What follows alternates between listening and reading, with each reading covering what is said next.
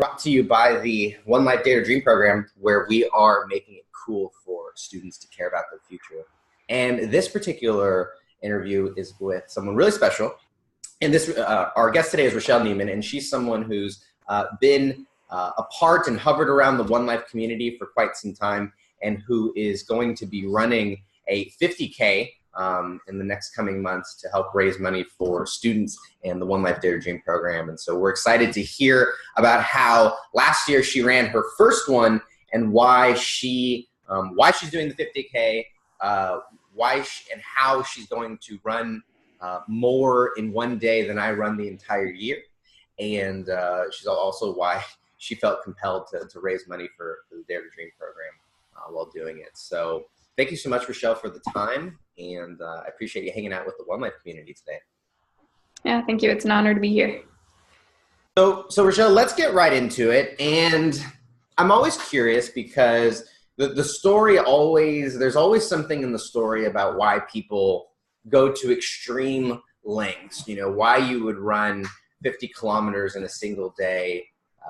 That seems crazy to a lot of people, and that seems, out of the realm of possibility for a lot of people. But you broke that barrier for yourself last year, and you're doing it again this year. So can you share with me, why you do this, kind of what led you to this point, and then, why you thought it would be important to kind of support Dare to Dream as well? Yeah, absolutely.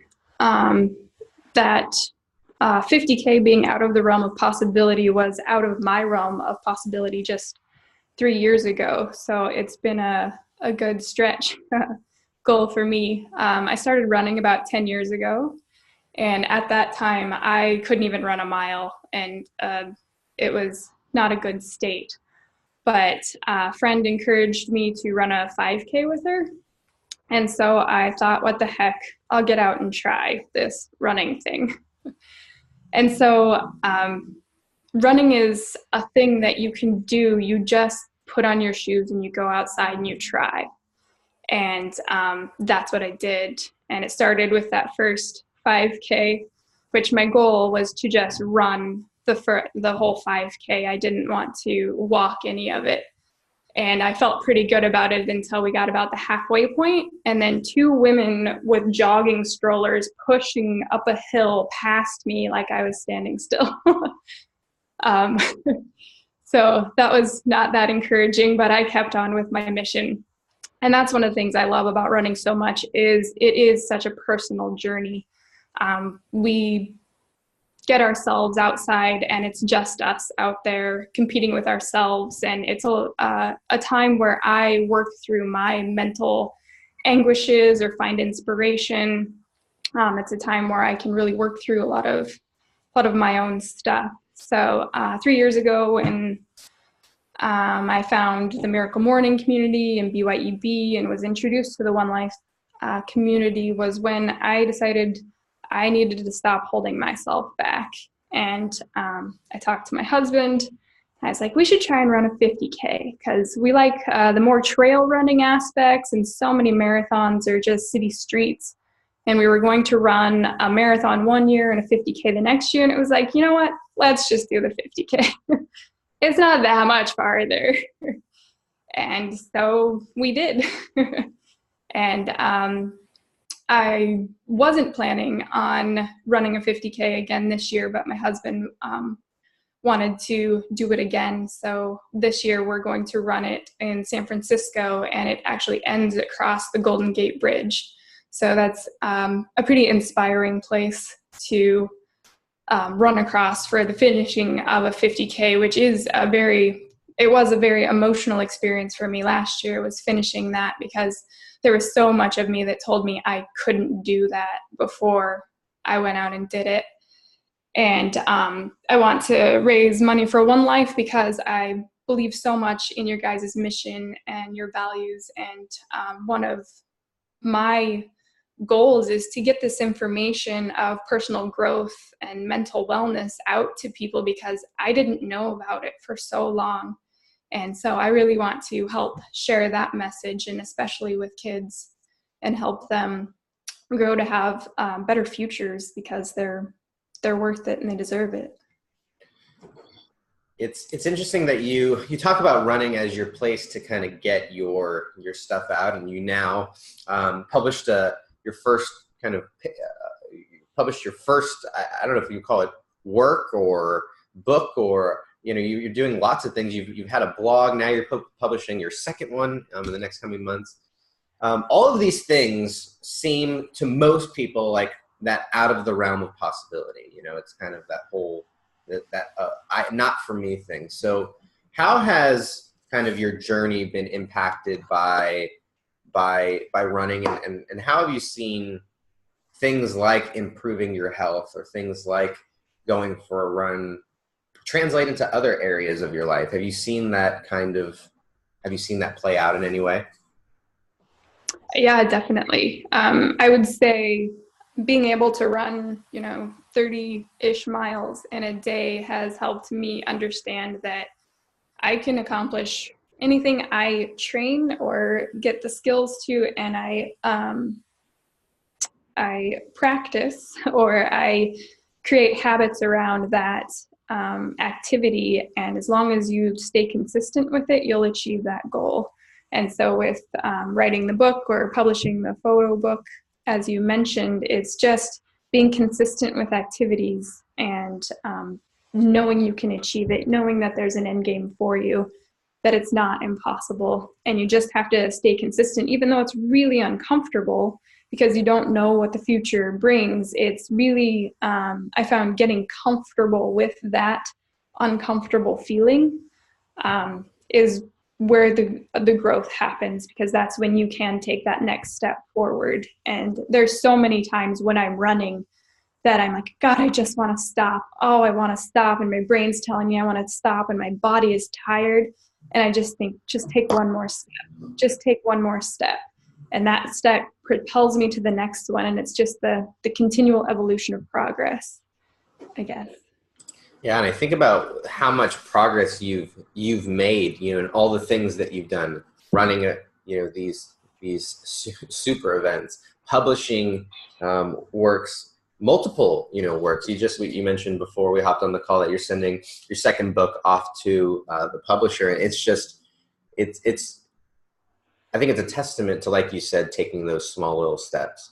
So take me back to before you kind of made this commitment. You said that things like the Miracle Morning, things like the One Life community helped you to see that you needed to kind of push past your limits, or go back past those barriers.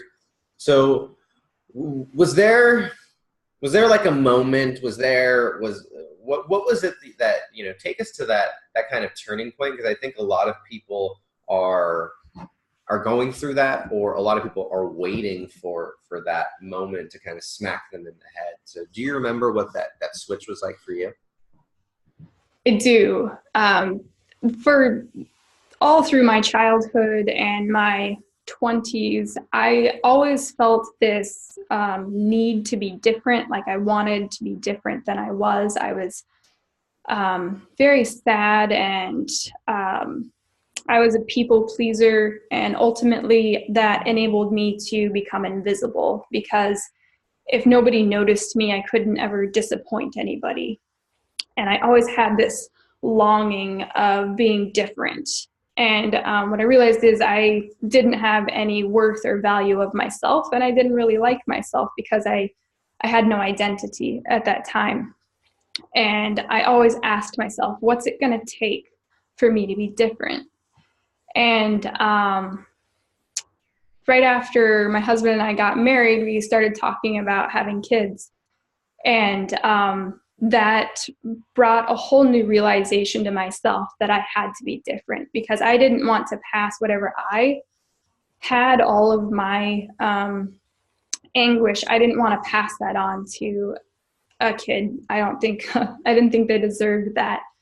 And it was kind of a build-up over about 8 months or so that I just had this storm of emotions going on, thinking about becoming a parent, but also knowing that I wasn't who I thought I needed to be a parent. And I ended up having like this anxiety attack where I was having chest pains and couldn't get out of it, couldn't talk myself out of it. And it was really humbling because after that, I felt very mentally fragile for a while. But that was what really projected me onto, I have to do things differently. I can't just think about it. I can't continue to just sit here and wonder. I have to actually do things. So that's when I started picking up books. I found Brene Brown's work. She was incredibly enlightening to so many things that happened in my life. And then changing my environment, being around groups like the One Life community or the Miracle Morning community, and being around people that inherently believed in me when I maybe at that time didn't believe in myself. And it's having those kind of people that help you rise while you're making the climb. You know, what's interesting, Rachelle, is you mentioned environment being a big part of that transformation. And one thing that One Life has kind of gone through this transition where, or it's not really a transition, but it's really a honing in where our focus has shifted a little less from the adults and a little more to the students, because we realize that our goal is to create an environment where these people can, or these students can come into and see these different examples of people who are making a difference, who are living a life that they dream and they plan and they live. And so it's really, really fitting that you're combining all of these different avenues, publishing, running, and personal growth and development into kind of one message. So what would you say, you know, to someone who is maybe in an environment where it's not as conducive to growth, right? I think about, to a lot of people, to most people, the One Life community might be weird, might be, you know, a little different. So to the average person where there's so much negativity surrounding them, what was something that you did to kind of pull yourself away from that negativity and to put yourself into more positive places, or to surround yourself with more positive people? I think the first thing that I did, or that I think is necessary for people, is to allow a little space in your mind and your heart to start to believe in the possibility that change is possible. So allowing just a little bit of space in your mind for growth, and then reaching or seeking out new resources. It is hard to change our environment. We go to what's comfortable to us. It's uncomfortable to find new things. And so once we create that little space in our minds, we can take the baby steps of order a different and new type of book, try an online course. There's things you can do in your home, or, you know, within yourself. Just reading a book is a very personal thing, and doing, starting with those types of things and then broadening out from there. It took me a long time to build some confidence to go to events like BYEB. But it all started at home with reading books or doing an online course. And then it is seeking out those types of people. I mean, they are around you. You just have to look. So like going to a yoga class, or even going to the gym. I mean, I think there's a lot of the resources, like searching on meetup.com and just trying something new out. But I think it all starts with that little amount of growth in our mind, or expansion in our mind, to allow the space for that kind of stuff to come in. Yeah, you kind of listed out some baby steps. You said, you know, just first off, believe that there's opportunity for change. And then you mentioned just, you know, doing it on your own, right? You know, doing it in a place that's safe, where you can kind of build up whatever, you know, amount of confidence that you need to go out and then go to a yoga class or go to a One Life event or whatever it may be. So that's terrific. So let's turn the focus to this new book, because I think it's great. We can kind of mix in the 50K here, but I think, and I can imagine that the book has a lot to do with how you were able to accomplish what most people will never do, and what some may never combine to do what you accomplish in that day. So what's the book about, and what's kind of the nature of the book? Because it's totally different from your first piece, right? Right. The first book is just like photos and quotes, a little book of inspiration, if you will. And the second book is kind of taking my blog to the next level. I use my personal stories to show how people can grow. And a lot of this first book is my story, and the premise of it is building a foundation for growth. So starting with building awareness around yourself and getting comfortable with discomfort, and just habits or things that can help us when we meet that wall of discomfort, and how we can break through it, because that really is the only way we can grow, from what I've experienced. But it's a lot of building awareness. I was reading a book, Mastery by Robert Greene, today, and he talked about at the early stages of mastery that there's going to be that level of discomfort, and that you can't, or you have to expect it. And what you're talking about is not only being aware of it and expecting it, but planning and kind of preparing for it. So what are some mindsets, that you think are important for someone who wants to really do that thing that's on their impossible list, or their things that, not for me list, like a 50K, like publishing a book, like whatever's on the other side of that kind of mountain that people are trying to climb? What are some mindsets that you think are really, really foundational for them? Yeah, I have this little triangle that I use for when I'm going through or trying to experience growth, and starts with curiosity. So starting with asking questions of how can I do this, and making sure that we're asking them in a positive sense, instead of why can't I do this, why can I do this? How could I do things differently to make this possible? Or what can I do to make this possible? And then after we're asking those questions and we meet that wall of discomfort, is embracing courage and saying, you know what, I know this is scary, I know this doesn't feel good, but it's okay, and I'm strong and I'm brave and I can do it. And then the last component of the triangle is compassion. And compassion was kind of the hardest thing for me to grasp, because I was so far from it. I really didn't understand how to give myself compassion. I had a very deep inner critic who would just not say very nice things to myself and bring me down. And so it's then meeting that when we're stuck at this point of discomfort and we're not believing in ourselves, maybe, is meeting that with compassion and saying, I know this feels uncomfortable, and it's okay to feel uncomfortable. It's okay to feel uncomfortable and take a step. And just having that compassion and friendliness with ourselves when we are feeling afraid or feeling like we can't do things, that we talk to ourselves in a loving and a loving way that doesn't bring us down. We don't have to get angry with ourselves if we mess up or don't get out for a run today or don't have the perfect run. It's having compassion for that as well, and also recognizing that, hey, you did get out for a run today, even if it wasn't the perfect run.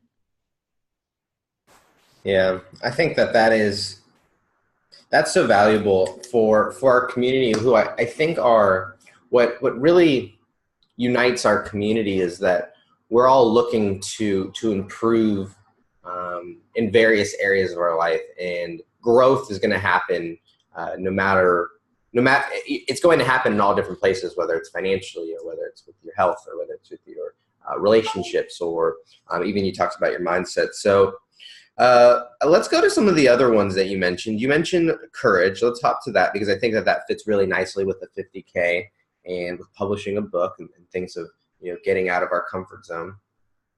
What are some things, do you remember moments of courage? Do you remember breakthrough? Like I always wonder how courage works, right? Like is someone just born with courage, or is there like, do they level up? Like what's kind of that process like for you? And how do you think that can, apply to not only just running, but these other areas of life that we've, kind of addressed?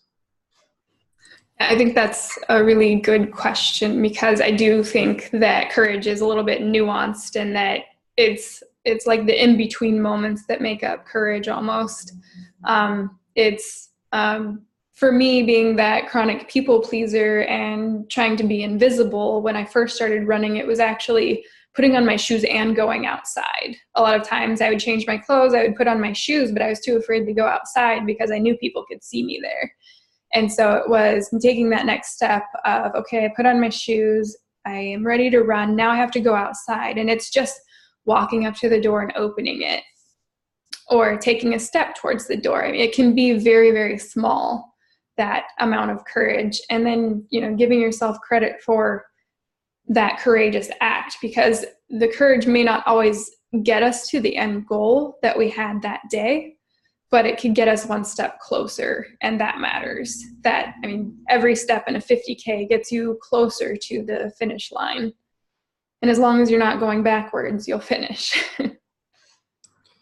That's great. And I think you mentioned, inherently, and there's some awareness of it. For me, it's always interesting to think about the fears, right? Because fears they're so subjective, if you will. And it's funny because I love her to death, but my wife freaks out at any bug, no matter what it is. We had ants, get through some crack in the window the other day, and she got like freaked out. I'm like, they're ants, but to someone else, that fear is so real. And so I think just understanding what is it that I'm actually afraid of, and it's not that you were afraid of running, it's that I was afraid of judgment, or afraid of these other people, what they were going to think or say and stuff. So I think that's a great tip for courage. How does curiosity play into running 50 kilometers? I'm not curious about that at all. So let's talk about curiosity and what that means in kinds of these moments of discomfort, or like, where does that come in? Yeah. So like I said, 3 years ago, I never planned to run anything more than a half marathon. It was like, that is way good enough. And every time I run one, I never want to run one again. And then I don't quite know what changed within me, but it became absolutely don't want to do that ever again, to wait, do you think I could do that? Or can I do that? And I think I was reading a few books by ultra marathoners, and like reading about these people that run, 300 miles consecutively, or people that run the Badwater races. It's just like, that's beyond my capacity of what I think I can accomplish. But it's always like this, well, what if? And it's just always like leaving that little room for growth of thinking, well, what if I could? What if I tried? What if I planned for it? What if I just committed to it? And it's just, I guess, constantly asking, what if I could? And always thinking I can. I think part of that. So when I kind of thought of, as you were saying that, the words "I wonder" came up. And for me, I think that there's, I'm curious about what kind of, specifically for a 50K, what kind of curiosity you had. Did you have were you curious about if you could do it? Was it that kind of curiosity? Because I think that this is, you breaking down the growth like this is, I think you're really onto something. So that's why I'm selfishly digging into this. But did you find yourself being drawn more to figuring out about like if you could do it, or was it curious about the process and curious what that would actually, what that journey would look like What for you do you feel you were more curious about? That's a really interesting question. I love that question because in the beginning, it was, can I do this? Could I actually run, 30 mile or 50K? And then while I was in the journey, it became very much curious and embracing the journey. So I had this end goal, this destination, and I actually got caught up in the journey and I became present to the journey. And that was like this extra added bonus of the training was, oh, I don't have to reward myself after the run because the run is the actual reward. And it was like a lot of mindset shifting while I was going through my training last year of like recognizing when I would go out for a really hot run or a really windy run, like, oh, this was the perfect training run. It was miserable and I didn't really enjoy it, but it was a perfect training run for me to run a better race at the 50K. So it really got me to embrace the journey while it was happening, which I think is kind of the goal we all want to get to, is presently experiencing our lives. Yeah, I had a feeling that there was going to be a little bit of both, but I think that's so powerful that you were able to bring awareness to the fact that it became, just as much about the process as it was about the end goal. Right.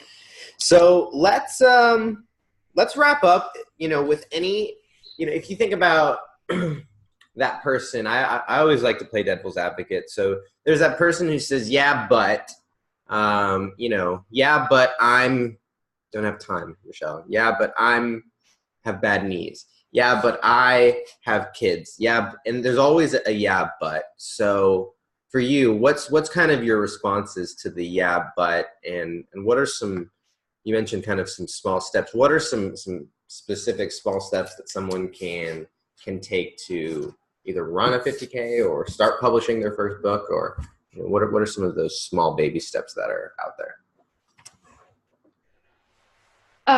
I would say starting is the biggest, taking that first step. And even if that first step isn't actually, maybe it's metaphorically a first step, maybe it's just buying some shoes, maybe it's reading a book about it, maybe it's journaling about it, and just starting at the very beginning with that tiny first step of awareness of, is this something I want to do or try to do? And then figuring out the bigger picture as you go along, like maybe start with a mile run and then build up to a 5K and see if you can make time for that. Because if it's something you can make time for, then it's something you're committed to. And so it's always the next step, and just picking up something and starting. We can't think about things to make them happen. I tried for a really long time and it unfortunately doesn't work. Yeah, thinking and trying are not always as effective as we think they are. You're right. This is great. When is the 50K? When is it? It is November 17th, I believe. November 17th. This is great. And it's in Northern California. Obviously, it's in the Bay Area. And are you in the Bay? Where are you stationed? Where are you located? No, I'm actually in Minnesota. Wow. Okay. Well, it's probably a little warmer over here. So maybe that has its benefits. I'm sure. And so does your training schedule change any differently in the winter, or is that its own kind of mental challenge that you deal with running out in the weather? What's that journey like?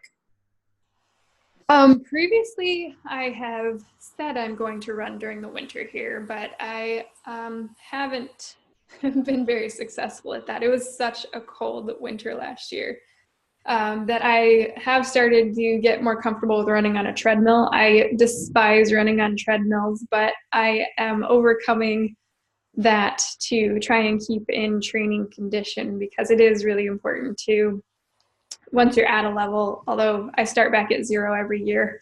So maybe this winter I'll be able to prolong that with inside running or treadmill running. I'm starting to get more warm or cold weather gear to run outside, but I haven't braved it that much yet.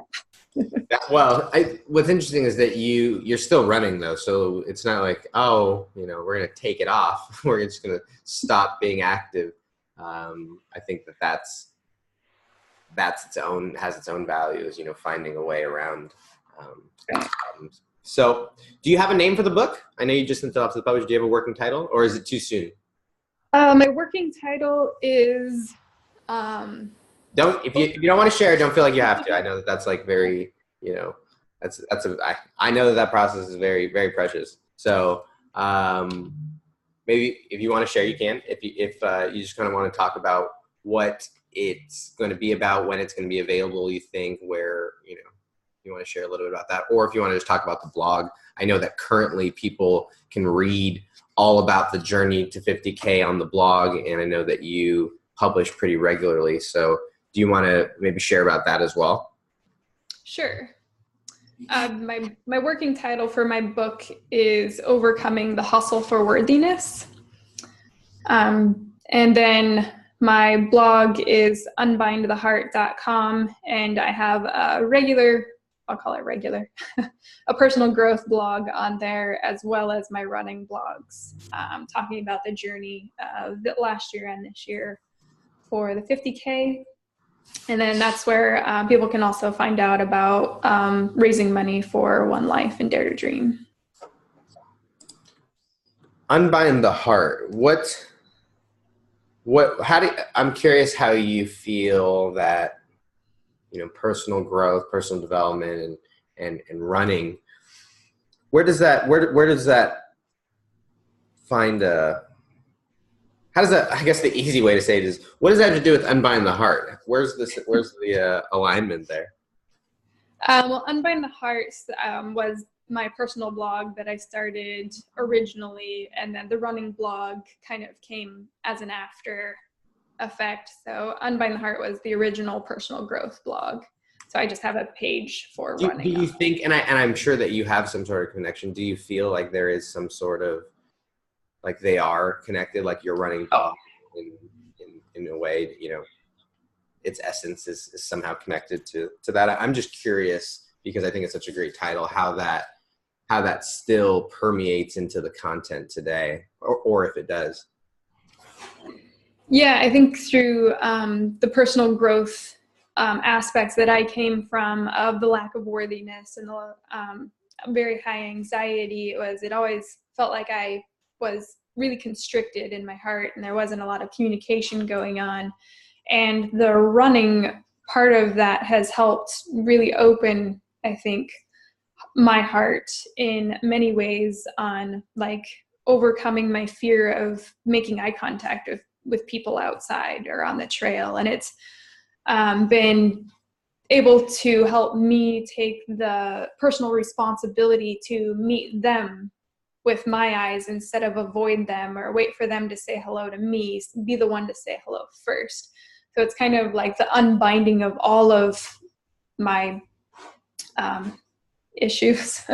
That's not a great word for them, but what I've overcome, I think running has had a huge role in that. And I absolutely believe that we're all, connected spiritually, emotionally, mentally, and physically. All of that plays into how we are as healthy and well human beings.